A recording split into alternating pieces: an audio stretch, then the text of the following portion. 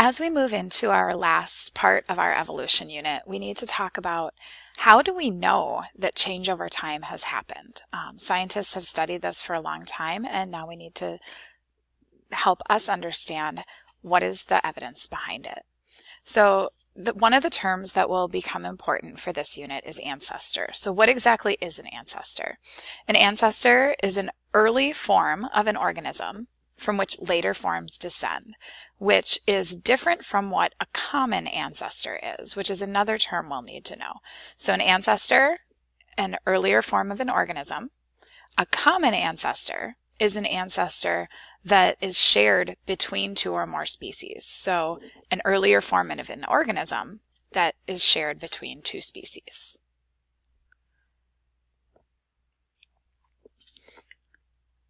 So what information does the fossil record provide us? The fossil record is a preserved remain or trace of a once living organism from the past. And that fossil itself helps us understand what that organism was like. The fossil record is a record of all the fossils discovered on Earth. So everything, all the information that we have. From many of the fossils from now extinct species resemble species that are living on Earth today. So because of that, it's thought that two species that have similar fossils once had a common ancestor or a shared ancestor from the past that also has similar fossils. So that third ancestor is a different organism, but might also look very similar to the previous organism and the organism that we have now.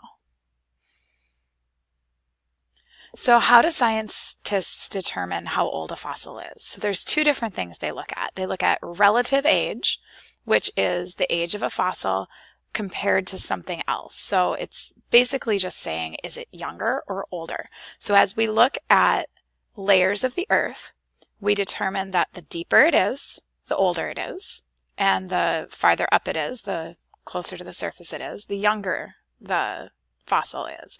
And there's some changes in the Earth's crust as well that scientists look at, but that's the basics of determining how old compared to something else a fossil is.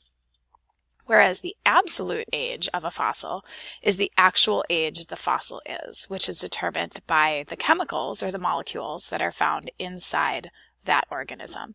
And they can't determine an exact age, but they can get a range.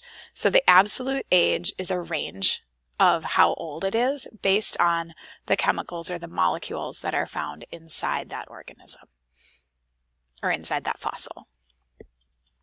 And other things that scientists look at are how the fossil is put together. So one of the biggest things that is really important for us to look at is a homologous structure. So again, using our prefix, homo means same. So a homologous structure is a part of an organism that is similar in structure and position on the organism, but different in function compared to another organism.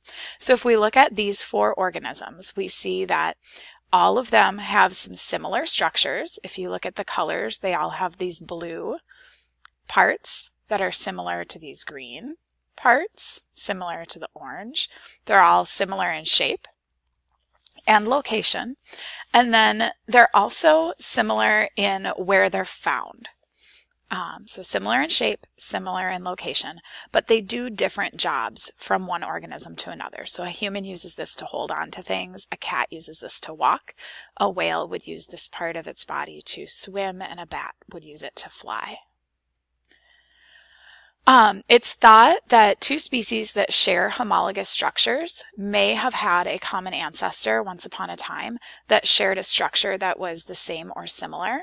And the more similar the structures are, the more closely related the organisms are. So these two might share a more recent common ancestor than, say, the human and the bat would have, because they look less similar to each other, although they have some similarities.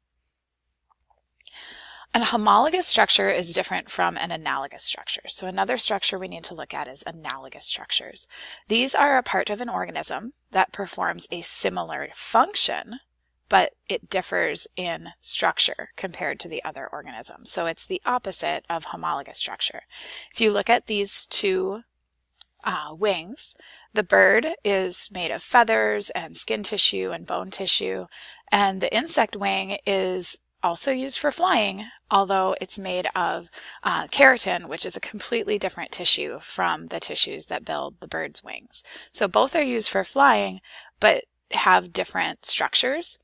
Scientists have determined or believe that these organisms that have the same function but different structures do not share a common ancestor.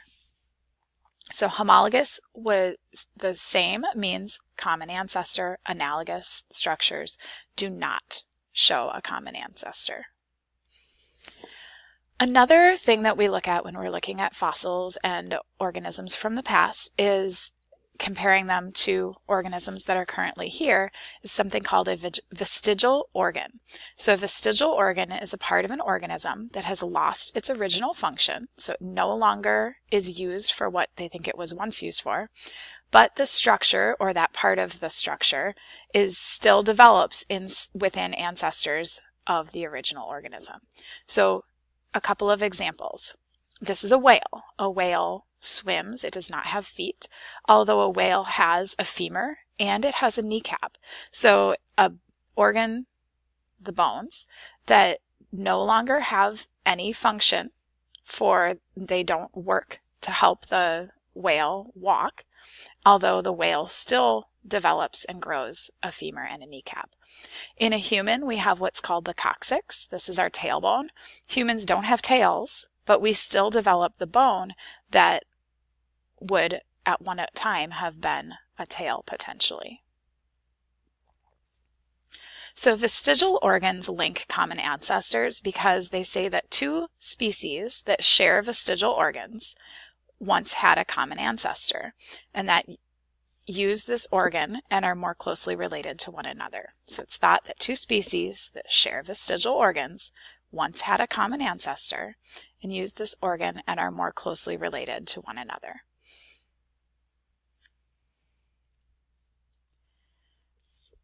Our last thing that we'll look at for determining a link in common ancestors is DNA. And DNA has been something that is more recent because of the technology that we've developed. And scientists are able to look at the DNA between two species and determine that the more closely related the DNA is, the more similar the DNA is, the more closely related the organisms are. So when they look at DNA, in other words, organisms that are more closely related to other organisms with the least number of differences in their DNA. If I have a lot of differences in my DNA compared to another organism, I am probably less closely related than I would be to an organism that has fewer differences from myself. So we will explore all of these links of common ancestry throughout this unit as we look at changes of species over time.